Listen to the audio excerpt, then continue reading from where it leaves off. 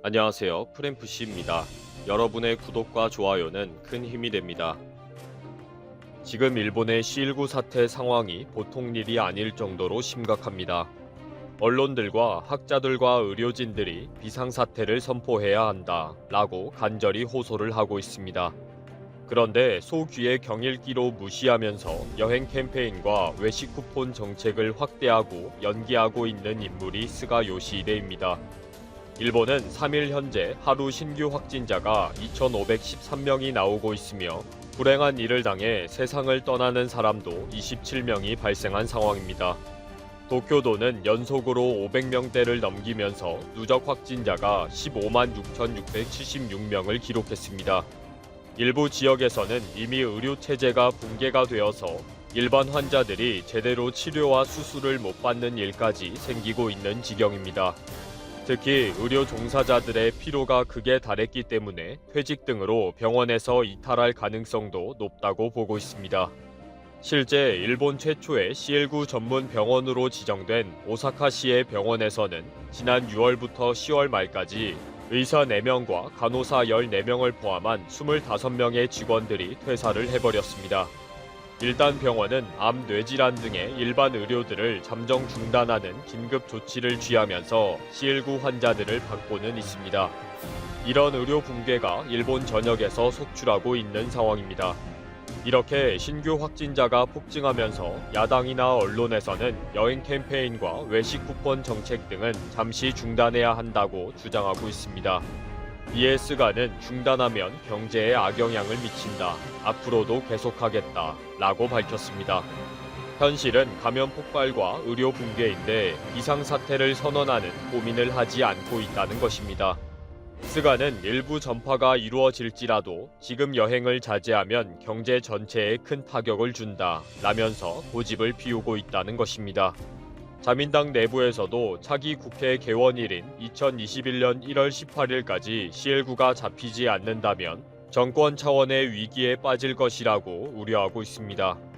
오미시게루 일본 정부 C19 분과회 회장도 지금 상황은 통제 불가능한 위기이다. 빨리 여행 캠페인을 중단해야 한다. 라고 강력하게 요청했습니다. 나카가와 도시오 일본 의사회 회장도 기자회견을 통해 C19 환자 급증으로 암과 심질환, 뇌졸중 등 통상 의료 수용이 어려워지고 있다. 이미 일본의 의료 체계는 무너지고 있다. 라고 호소했습니다. 뭐 이래도 스가는 여행 캠페인을 내년까지 연장하겠다. 라고 고집을 피우고 있다는 것입니다. 그래서 C19는 폭발하고 있다. 스가가 책임을 져야 한다. 일본 국민들을 사지로 몰아가고 있다. 인팔작전의 무타구치 렌야이다 라고 원성이 높아지고 있습니다. 고베대학의 이와타 겐타로 교수는 스가 총리가 지금 이런 상황에서 고투 여행 캠페인과 외식 쿠폰 정책을 펼치는 것은 정말 무모하다 라고 비난했습니다. 특히 지금 이런 상황은 일본 군대를 그대로 사지에 몰아넣은 최악의 작전이었던 인팔작전과 동일하다고 강력한 펀치를 날렸습니다. 이와타 겐타로 교수는 일본에서 유명한 전염병 전문가로서 지난번 공주 크루즈에 C19가 발생했을 때 선내로 직접 투입되기를 자처한 인물입니다. 인팔작전은 세계 2차 대전 중이었던 1944년 3월부터 6월 말까지 버마와 인도 국경 지역에서 벌어진 일본군의 역대 최악의 작전입니다. 인팔은 국경선 인도측에 있는 도시의 이름입니다. 인팔은 연합군이 중국으로 보내는 보급로의 핵심 도시이기 때문에 일본군은 이곳을 점령해서 중국 혁명군과 연합군까지 몰아낼 것이라고 판단합니다. 이때에 그 유명한 무타구치 렌야가 15군 사령관으로 임명되면서 일본군 10만 명을 이끌고 말도 안 되는 인팔작전을 밀어붙이게 됩니다. 이 당시 무타구치 렌야는 정말 입에 나오는 대로 작전을 짭니다. 보급품이 부족하면 전투에서 승리해서 전리품을 챙기면 충분하다. 포탄은 자동차 대신에 소가 싣고 가다가 포탄을 다 쓰면 소를 잡아먹으면 된다. 라는 식입니다. 그런데 막상 한 곳을 이기고 적지를 뒤져보니 보급품이 하나도 없고 포탄 싣고 가던 소는 넘어지고 도망가고 굶어 죽는 판에 엉망이 되어버린 식입니다.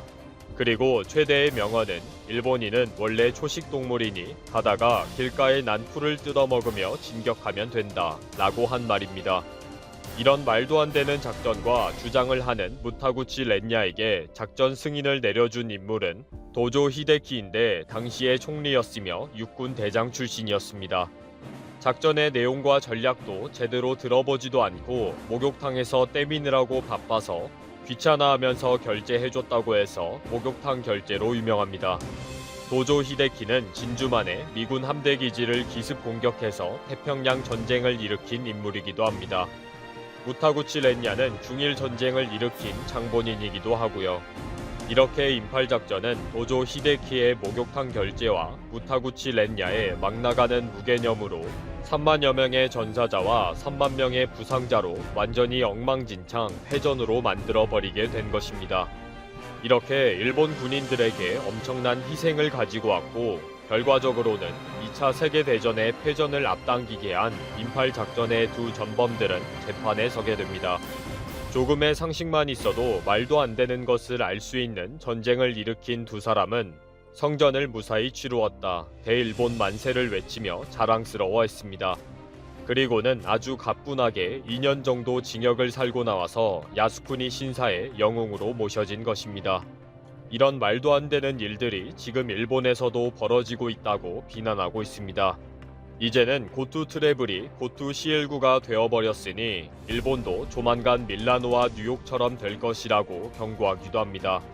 이런 경고는 학자의 양심이고 의료진들의 간곡한 부탁인데도 외면하는 스가는 도대체 무슨 생각인지를 묻고 있습니다. 지난해에는 아베가 도쿄올림픽 개최를 위해 C19 진행 상황을 제대로 알리지도 않고 대책을 세우지 않으면서 인팔 작전의 무타구치 렌야이냐 라는 원성을 들었습니다. 이제 아베가 가고 나니 스가가 인팔 작전의 사령관이 되어서 일본 국민들을 사지로 몰아넣고 있다 라는 말이 나오는 것입니다. 이렇게 위험한 일본의 현재 상황에서 회식용 마스크가 나와서 화제가 되고 있습니다. 입만 살짝 가리는 형태의 천인데 밥 먹을 때에는 먼저 후 불어서 마스크를 공중에 살짝 띄우고 그 틈에 음식을 먹는 형태입니다. 씹을 때에는 자동으로 커튼이 내려오는 방식인 거죠. 일본 정부가 방역보다는 외식이나 회식을 적극 권장하고 있기 때문에 이런 상품도 관심을 끌고 있는 것입니다. 이렇게 먹고 마시고 놀다가 C19 신규 확진자와 사망자는 계속 늘어나고 있습니다. 스가는 인팔 작전의 어리버리한 무타구치일까요? 도조 히데키일까요? 둘 중에 한 명은 확실합니다. 현재 한국이 동유럽 우크라이나에서 8년간 터줏대감으로 맹활약을 펼치면서 중국의 야심찬 계획에 찬물을 끼얹고 있습니다. 한국의 현대로템은 우크라이나 현지 신규 노선 수주에도 박차를 가할 방침인데 로이터 통신 등 외신은 우크라이나가 오는 12월에 추진할 새로운 철도 노선에 현대로템이 사업을 수주해 첨단 기술력을 뽐낼 수 있게 됐다고 지난달 26일 보도했습니다. 우크라이나 철도청은 12월 15일 우크라이나 수도 키예브에서 출발해 외곽 지역 슬라브스키까지 이어지는 새 철도 노선을 개설할 방침이며 해당 노선은 출발 지역에서 도착 지역까지 약 6시간 15분 동안 이동하며 중간에 주요 도심 등을 경유할 것으로 알려집니다. 로이터는 현대로템이 2010년 우크라이나 철도청과 손을 잡고 전동차 압량을 수주했으며 2012년에는 공급한 전동차에 대한 유지보수 사업을 2015년에는 기존 유지보수 계약에 3년을 추가 연장해 2022년까지 유지보수 사업을 맡기로 했다고 설명했습니다.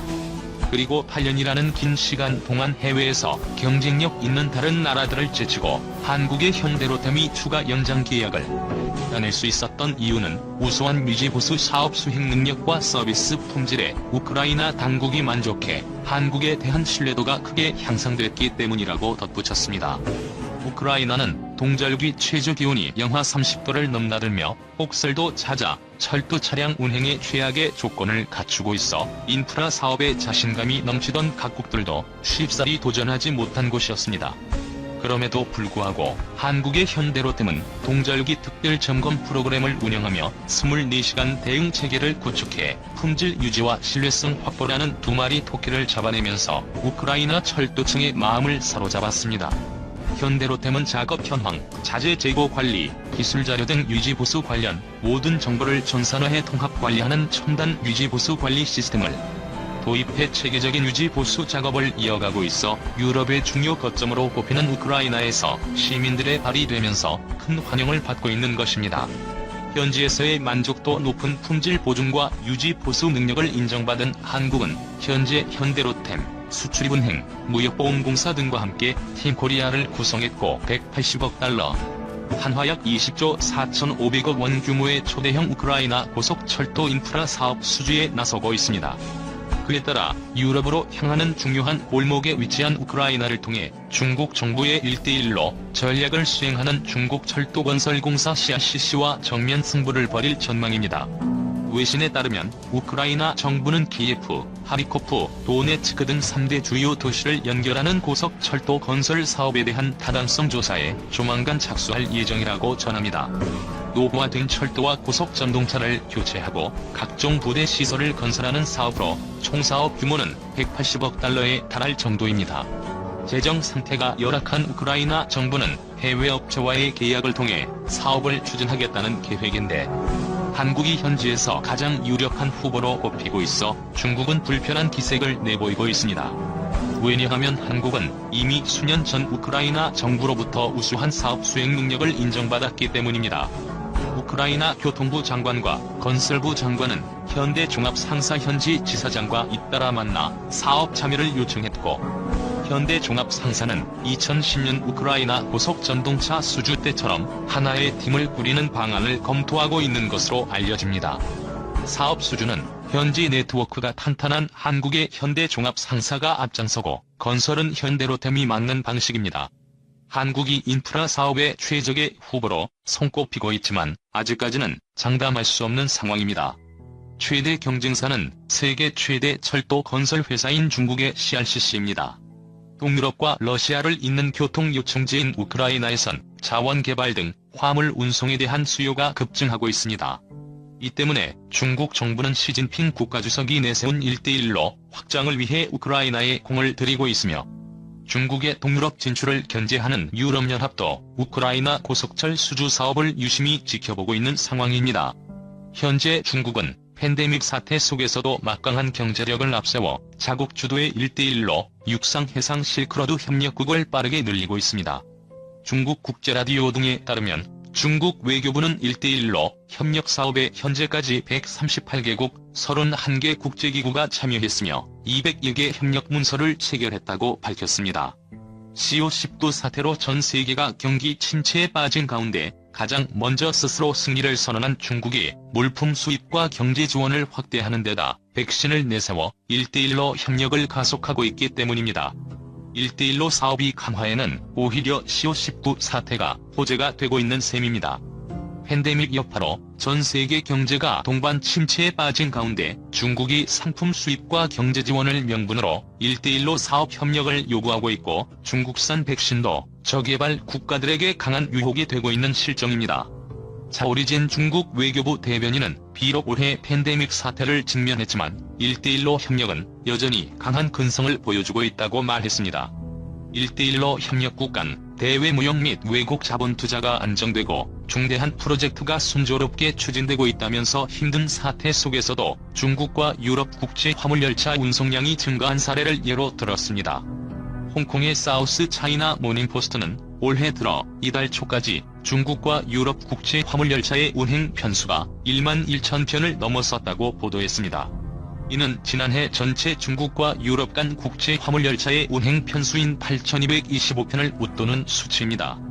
중국과 유럽을 오가는 국제 화물열차는 시진핑 중국 국가주석의 역점 프로젝트인 1대1로의 상징으로 여겨지고 있습니다. 중국은 과거 실크로드를 복원하고 중국과 유럽 간 경제적 유대를 강화하기 위해 2011년부터 중국과 유럽 국제 화물열차를 운영하고 있습니다. 중국은 협력국들과 함께 개방 및 고품질의 1대1로 협력을 추진해 각국 인민에게 이익을 줄 것이라고 선전했지만 일각에서는 중국의 막대한 차이나 머니를 앞세운 1대1로가 적지 않은 부작용을 낳고 있다며 비판하고 있습니다. 몰디브의 경우 1대1로 프로젝트로부터 거액을 빌려 진행한 대형 건축 및 토목 프로젝트의 수익성이 낮아 빚더미에 앉았다는 보도가 나오기도 했고, 스리랑카의 경우 내전 종식 이후 재건을 위해 중국으로부터 수십억 달러를 빌려 항구 건설에 거액을 투입했으나 채산성이 낮아 결국 디폴트를 선언했기 때문입니다. 거기다 아프리카 남부의 잠비아가 팬데믹 이후 계속된 경제 위기로 국가 부도를 낸 상황입니다. 잠비아 재무부가 중국에 지고 있는